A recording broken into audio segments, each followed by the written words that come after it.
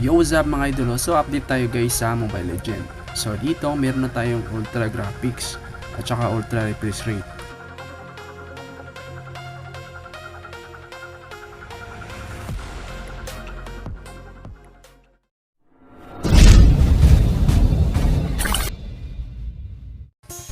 So din first step natin guys, so i-download nyo muna yung link nilagay ko sa pin comment. So ito yung kailangan natin guys para ma-unlock ang Max Ultra ni Mobile Legend. At saka itong X installer at saka 32-bit na Mobile Legend. 32-bit guys para smooth yung gameplay natin. Same lang ito sa black box na tricks. So official site ito guys ng MLBB. So kinonvert ko lang ng 32-bit, safe ito 100%. So nilagay ko lang yung link na 32-bit dyan sa pin comment. Sinama ko na.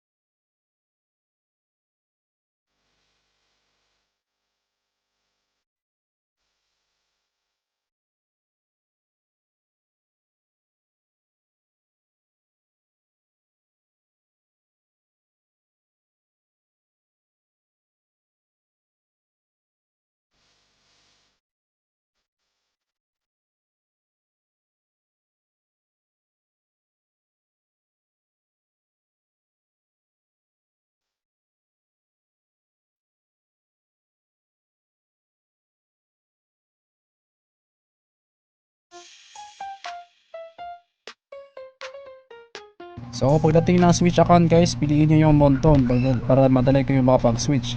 So merong iba, ang switch na is yung Google Play Games at TikTok. Meron ako nabasa sa comment section sa last video ko. So sana ma-feedback sila guys kung paano nila ginawa yun, mag-switch ng TikTok. Sa Facebook, wala pa tayong switch dito sa Facebook.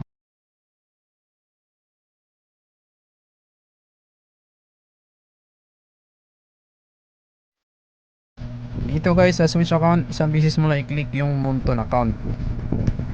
Then hintayin mo lang. So kapag matagal pa rin lumabas yung login guys, so click mo lang yung back, then click mo ulit yung Monton account. So kapag meron ng loading dyan, dito kasi na part na medyo matagal lumabas yung login na switch account. Nakadepende kasi yan sa signal. So kaya hintayin nyo na lang. So ayun, lumabas na yung login switch guys.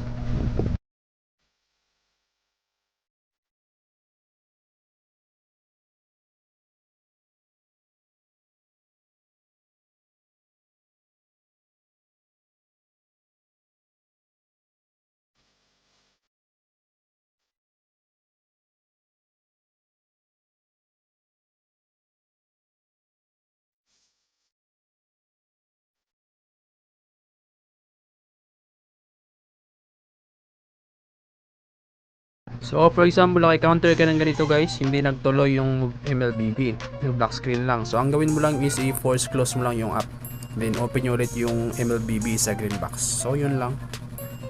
So nangyayari lang ito sa pag first setup lang. So close mo lang yung app, yung all apps sa green box, then open nyo ulit yung MLBB sa green box. So yun lang, tuloy-tuloy na yan at wala ng bugs na mangyayari.